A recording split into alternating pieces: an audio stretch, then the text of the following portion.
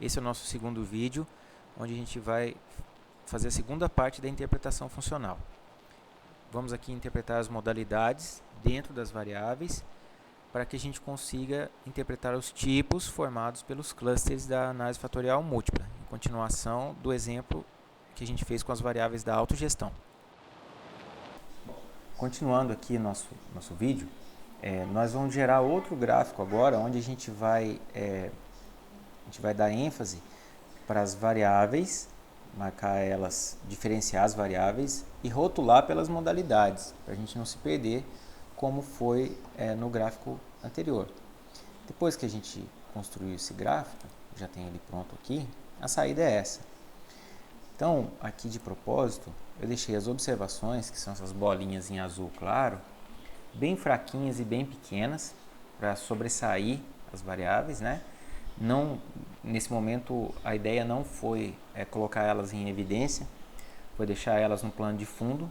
Então, os clusters só dá para você ter uma ideia pela aglomeração das nuvens, mas aqui mesmo à direita nós temos dois clusters que estão misturados aqui, diferenciando, para que a gente possa plotar as variáveis nessa história, né?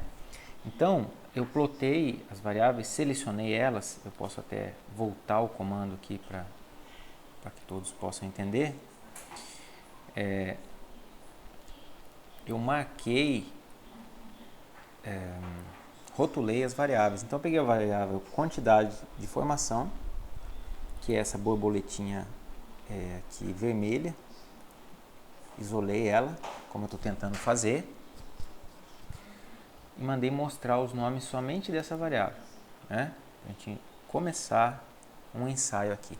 Então, essa variável é o seguinte: quantidade de formação que os membros realizam, né, durante um ano.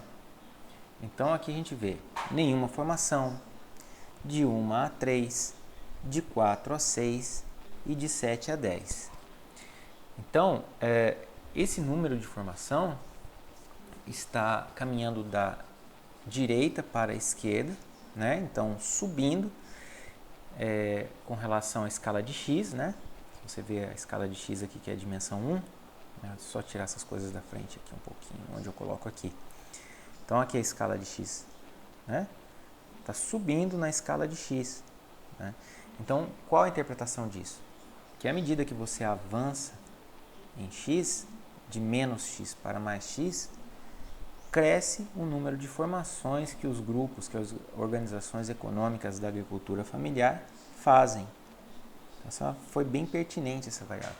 Então, quer dizer que esses clusters, esses dois clusters que estão aqui, que agora eu não lembro o número deles, eles realizam mais formações do que os dois clusters que estão à esquerda, né?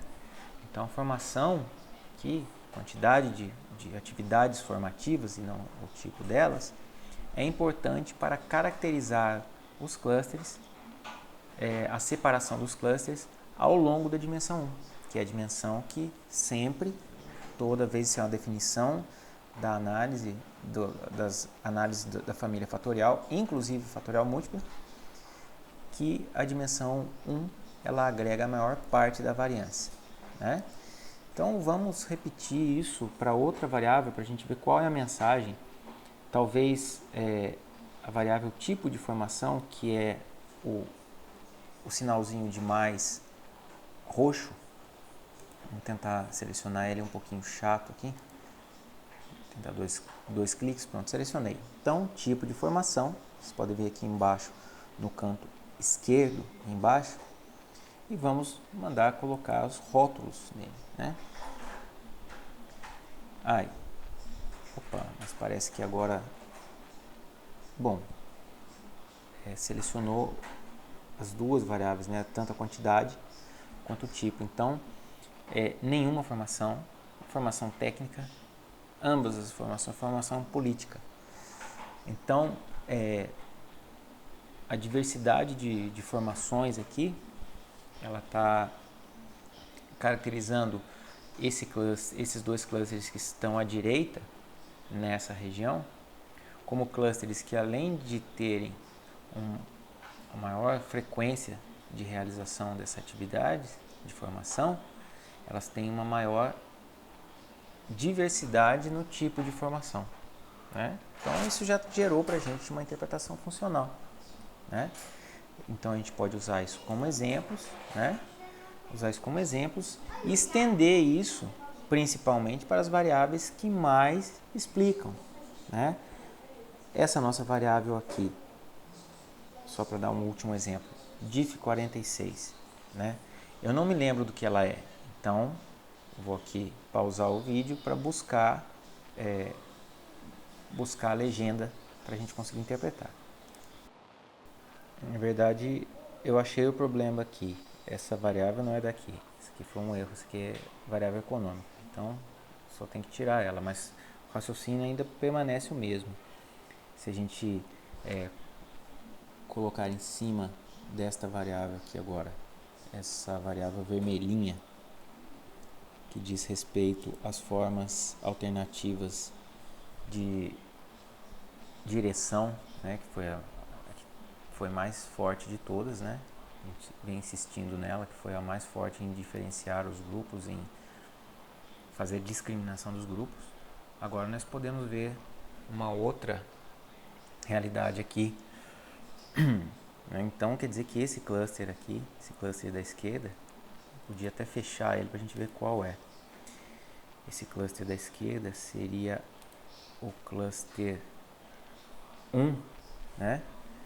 Ele é caracterizado por tipos de reuniões que não são as usuais, que é em assembleia, tipos de direção que são feitos por meio de reuniões extraoficiais, ou conselho social, que eu não sei o que é, a gente precisa definir, ou coordenação regional, que eu também não sei o que é, a gente precisa definir. Então, esse cluster, ele tem tipicamente, quanto à sua gestão, esses tipos de gestão que não são convencionais. Aqui, indo para a direita, este outro cluster aqui, que é formado pelos clusters 5 e 4, são caracterizados por conselho vogal, que eu não sei o que é, gestão feita baseada no presidente e vice, grupo de acessibilidade, que eu também não sei o que é, e comissão de controle interno, né? E aqui embaixo algumas, como a gente não tem um cluster, né? Mas alguns casos aqui, como esse e esse, grupo informal. Então, aqui temos aqui um resumo bem interessante de interpretação, quanto, primeiro, a quantidade de reuniões, de formações feitas ao longo do ano, o tipo dessas formações, né? O tipo dessa formação, a diversidade, né? Indo para o lado positivo. E aqui as formas não convencionais de gestão. Então, com isso, eu acho que a gente já pode fechar o vídeo. A gente já está razoavelmente capacitado para começar a interpretação. Bom trabalho a todos. Até a nossa próxima reunião.